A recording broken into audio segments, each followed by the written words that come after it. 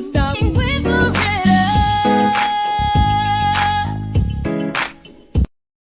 It's your life. All right, I can't get enough of that song. Welcome to Loretta MCNary Show. My guest today is a dear friend, a supporter. He is just an amazing guy. He's done so much, not only for the city of Memphis when it comes to COVID vaccinations and mobile doctor's office. He was like the trailblazer for that. Everybody welcome for like the second or third time, Dr. Ted Lyons with Shot RX. Hi, Dr. Ted. Hey, good afternoon. How you doing? I'm doing fantastic. So you're a graduate of the University of Tennessee College of Pharmacy, and you've been a champion of pharmacist-only for many, many years. And you are a specialist when it comes to that. And you served as the clinical coordinator for a large pharmaceutical company. So you have the receipts, honey. You are the deal. And I'm just so excited that you joined us today. So what we're going to do, everybody, we're going to talk about breast cancer awareness. We have a story to share with you for inspiration. We're going to talk about COVID boosters. And you know, it is flu season. So we're going to talk about that because it's all about being healthy, not only physically, but because if you've ever spent any time with Dr. Lyons, you know, it's about that spiritual health as well. So we're going to talk about early detection and that his sister, Dr. Lyons, Tanya, is a 13-year survivor. So welcome. Just say hello and get us started. Oh, awesome. Hello, everyone. Glad to be with you all on today. And like Loretta said, we're going to talk about some great things today. First of all, starting off with COVID boosters. Of course, COVID, thank God, is coming down some. It's not as prevalent and pervasive as it once was this time last year, but it's still out there and it's still moving to more of an endemic phase where it's going to kind of be around with us. And we still want to be protected from it. So now's the time to go out and get your bivalent booster that's different than the booster that was offered earlier this year and this summer. As of September, we started offering the bivalent booster, and it's much different than the other booster and more effective. And it lasts longer. Is that what I heard you say before? Does that booster last longer? Right. And not only does it last longer, it's effective against, we call it bivalent because it's effective against both the original coronavirus as well as two of the Omicron variants of the coronavirus. So it's active against the BA4 and BA5, which were pretty much causing the most disease over the last few months in the country. So we really want you to get the bivalent booster because you'll be more protected. Oh, Lord knows we need more protection. And I'm just so happy. We're not out of the woods yet, but we've kind of shifted somewhat because is it because of more people are getting the boosters and vaccinations, or we're just being more aware of keeping our distance still, using hand sanitizer, keeping our hands clean? Is it a combination of that? What do you think, Dr. Lyons? You're exactly right, Loretta. It's a combination of all those things. One, the virus has continued to change, and the variants that are active now, they aren't as severe as the original virus and the Delta variant that had so many people sick and dying last year around this time. But what we do have is still a virus that's out there that still can make you sick. And it can be very deadly for some folks, especially if you're immunocompromised in any way or you're older. Any of those types of things, pregnant women, all those types of things would make you more susceptible to severe disease. So we still want you to get vaccinated, and also get boosters if you've already been vaccinated. But it's a combination of all that. People are more vigilant now. They're using all the precautions, or some are still using the precautions. We know we have friends in stores. We can all tell that they don't do any of that anymore.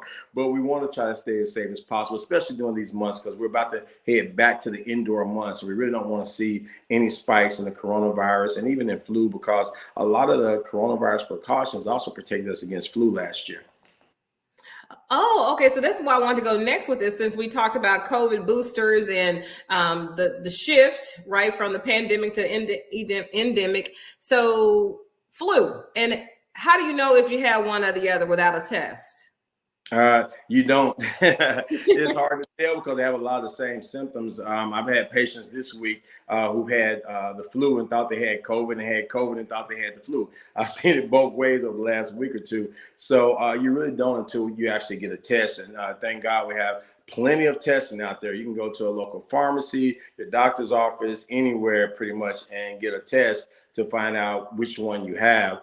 And if you do have, say, the coronavirus, the only thing that we ask is that you go ahead and continue to do the same quarantine and isolation things that we said before. You know, stay away from everybody for about 5 days. And if you test negative, make that a 10-day. If you test negative, you can go back around everybody in about 10 days. And if you test positive, let's extend it until you test negative.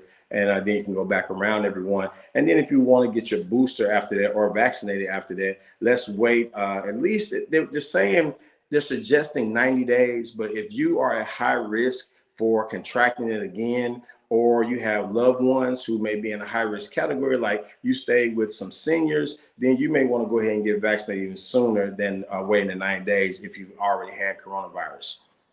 Oh, I agree with that. And I'm not even a medical professional, but that sounds like common sense to me if you're around the elderly and even young children. So are you seeing an increase in children being vaccinated against COVID? Or are people still There has been an increase, especially in those ages above 6 years old. We still haven't seen a huge surge in those that are less than 5 or 4, but that 5, 6 year old age group and up, they have seen an increase in those children being vaccinated. A lot of parents are bringing their children in to get vaccinated. Parents are getting their booster, and they're so happy that there's an actual vaccination for the children as well as boosters for that age group as well. Yeah. And again, I like to tell people because they'll see me out and ask me, Loretta, why are you pushing the COVID vaccinations? I'm not pushing anything but this show, right? But if people want information so that they can make an informed decision, then that's my job as a TV personality host to make sure that that information is out there. I have friends who chose not to get the vaccination. I chose to get the vaccination. I have family members who chose not to, or in those who chose to.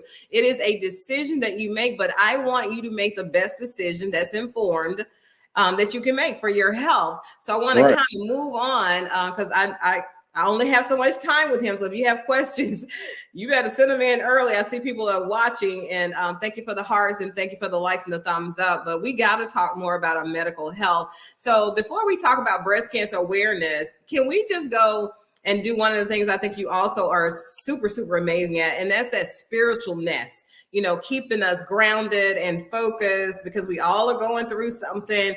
We don't have all the answers, but we do know where to go for those answers. So what keeps you up all the time? Because I love your post, your, what are you calling your 60 seconds?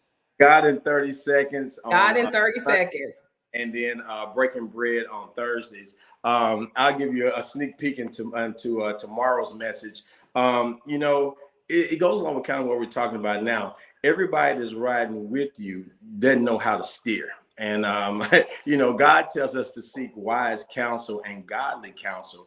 And if you do that, then not only your health, but your life will be in a much better state. So we have to be careful where we get information from.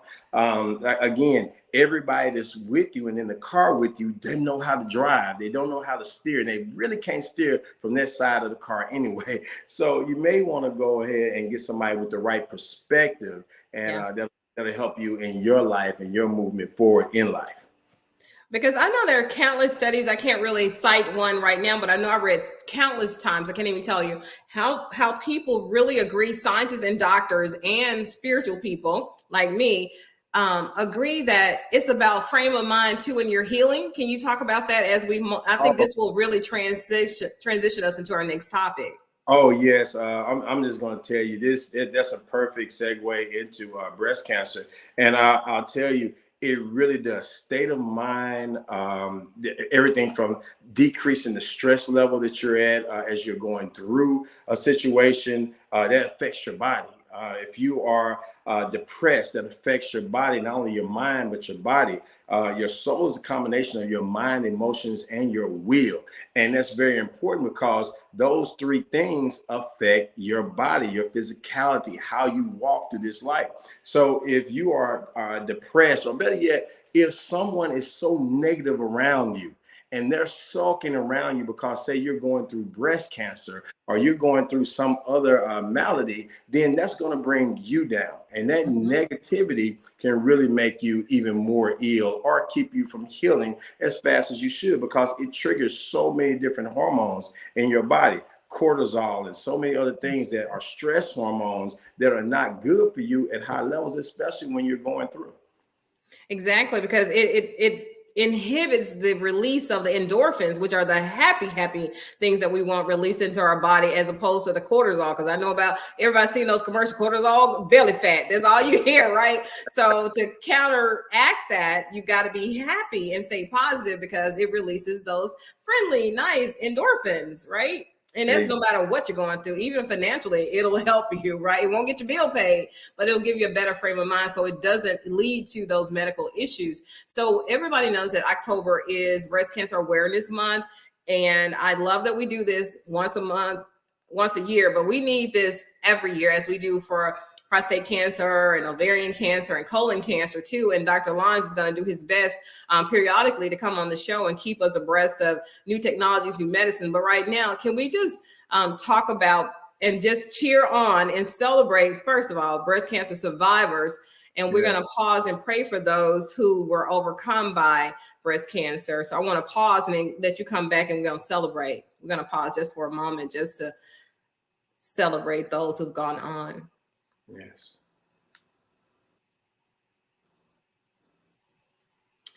Yeah, I celebrate them because I'm sure they all gave a good fight, and I know their families miss them, but they know they're not suffering anymore. So we're gonna just levy this into a positive story about breast cancer, and someone you know personal. So we know this is a true story. I know his sister as well, and she is shouting from the mountaintops her success in beating breast cancer continuously. Yes, yes. I'm so just thankful that Tanya is still with us. She actually was able to detect her breast cancer early by doing a simple breast exam in the shower. She does it every day. When like I was there, but she told me she does it every day in the shower. And something so simple was able to detect her breast cancer early enough to where she could immediately start getting treatment. And now she's a 13-year survivor. Her story was that she was in the shower one day, and she was doing her morning breast exam, and she just felt a small lump. And it's just something that she noticed different. And that's one of the things I always tell patients is that if you're aware of your body, you notice the small changes. And something as simple as being able to be in that shower and feel that there was just a little something different. She was able to go ahead and speak with her doctor. They went ahead and got a mammogram, looked at everything, and she was actually already in stage 2 cancer with intraductal carcinoma. So and that is a breast cancer of the milk ducts in your breast. So they were able to catch it early enough, start chemo. She went through the chemo. It was very tough, but she battled through it, and she was a champion through it. And I'm telling you, she's truly an example that surviving is beautiful, because my sister's an awesome woman, but she's also a beautiful woman, and she came through, and she's 13 years surviving.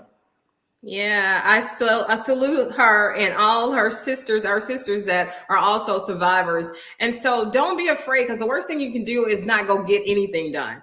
And I know for me, I would want to know, because I want to increase my chances of surviving and being successful and thrive, right? But if we let it go too long, and even if it goes to stage 4, I've heard people with stage 4 cancer survive. Yeah. So it's all about, your mental attitude, great professional care, right? And then doing what the doctors advise you to do. And like you said, Dr. Lyons, know your body. That's men and women. We need to know our bodies and respond to that. Yes, because men are at risk for breast cancer as well as other cancers. We have to know our bodies. We have to this all goes back to preventive care. I spoke with some folks today about preventive care and how absent it is in our community, both the Black, Hispanic, and Native American communities. We will wait way too long before we address what we notice has gone wrong. And so we have to make sure, especially with cancer, breast cancer, that we are addressing it as soon as possible. Women, is imperative that if you're over 50 years old, you go at least every 2 years to get a mammogram. If you have a family history of breast cancer, you need to start at 40, going annually to get a mammogram to screen for breast cancer. You know, one of the things that we don't do a lot now is, and we used to, is I'm 50 years old. So, you know, we used to sit around and talk more. So you would hear that Aunt so-and-so or grandma had breast cancer, or so-and-so got sick and had diabetes or hypertension. Well, if you don't get that family history and start telling those stories about the good and the bad, then you kind of miss out on some things that would have you being screened early, because that's a 10-year gap. So if I don't know, if I'm a female and I don't know that my grandmother had breast cancer and I wait to 50, I've missed 10 years of screening. And so when I show up at 50 for my first mammogram, that could be already a stage of cancer that we could have caught a long time ago. Yeah. Well, we could talk on and on. And the sad thing, I know you got to go, but it's still sad that there is a huge disparity in the number of women of color who die from breast cancer still in 2022. And it boggles my mind, but you just said one of the key reasons is not, of course, they say, you know, access to medical care, depending on, you know, some of the rural regions or places where there are not a lot of health facilities. But the fact that we don't have the conversations, number one, and number two, we won't go to the doctor. We put everybody before us. And so that when you see the numbers of how many women versus white women and women of color who die from it will blow your mind. And still it happens. Yes. And then it all goes back to that. We just really have to start taking the time to take care. You know, black men, black women, black men are actually worse than black women. We really put off going to the doctor. We don't want to go get the prostate exam. We don't want to go and get the colonoscopy. And I'm a living witness to going to get a colonoscopy early can be a blessing and save your life. I went early because my ex-brother-in-law had gone early and they found polyps in him for a colonoscopy. And so I said, you know, when I turn 45, I'm gonna go ahead and go early too. Even though it was, you know, supposed to wait till you're 50, I went at 45, they found 3 polyps. They were able to get them and they were benign. But had I waited until 50, that would have been 5 years that those 3 polyps would have been growing. And then who knows what they would have been. So when I went back for my next one, because then you go every 3 years after that, and we actually had to wait until this year to go because of COVID. So when I went this year, they actually found 2 more. So they were able to get those. You have to go. You go, and then it helps alleviate the problem or catches the problem early enough to where there's something that can be done about it, and then you're still here. A key to longevity is actually checking yourself out. I love how you also said take time to take care. Yes. I need that on a t-shirt. I need that on a t-shirt. I know you have to go, and we are going to segue this into something else. And ShotRx, located here in beautiful Memphis, Tennessee, but they're mobile, so they can come to any town, any city if you need them. They do not only immunizations and COVID testing and flu tests and boosters and vaccinations. They also do my favorite thing, and that's a B12. And my second favorite thing is they have an on-staff nurse practitioner. So they're a one-stop for all your health needs. So Dr. Lyons, thank you so much for being here. And you know you got to come back next month as well.